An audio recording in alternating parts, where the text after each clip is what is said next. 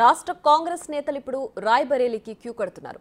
అగ్రనేత రాహుల్ గాంధీ ఎన్నికల ప్రచారంలో పాల్గొనేందుకు ఉత్తరప్రదేశ్కు పయనమవుతున్నారు.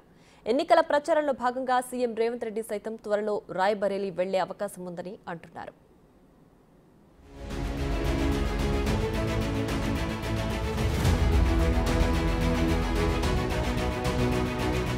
ఏఐసీసీ అగ్రనేత రాహుల్ గాంధీ గెలుపు కోసం రాష్ట్ర కాంగ్రెస్ నేతలు ఆయన పోటీ చేసే రాయ్బరేలీలో ఎన్నికల ప్రచారం చేస్తున్నారు.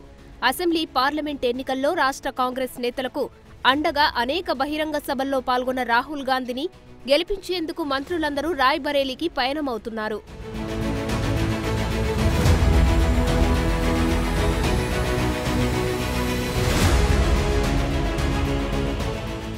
కాంగ్రెస్ అగ్రనేత రాహుల్ గాంధీ ఎన్నికల్లో రాయ్బరేలీ నుంచి కూడా పోటీ చేస్తున్నారు.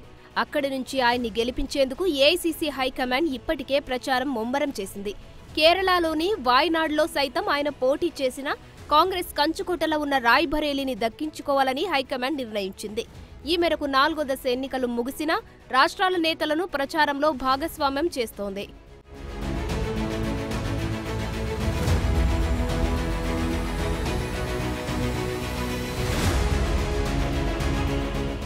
రాహుల్ గాంధీ ఎన్నికల ప్రచారంలో పాల్గొనేందుకు సీఎం రేవంత్ రెడ్డి సైతం 2-3 రోజుల్లో వెళ్తారని సమాచారం.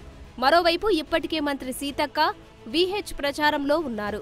మంత్రి జూపల్లి కృష్ణారావు రాయ్బరేలీకి వెళ్లారు. రేపు మంత్రి ఉత్తమ్ కుమార్ రెడ్డి, కోమటిరెడ్డి వెంకటరెడ్డి, రాజగోపాల్ రెడ్డి వెళ్లనున్నారు. వారితో పాటు రాజ్యసభ ఎంపీలు రేణుకా చౌదరి, అనిల్ కుమార్ యాదవ్ కూడా వెళ్తున్నారు.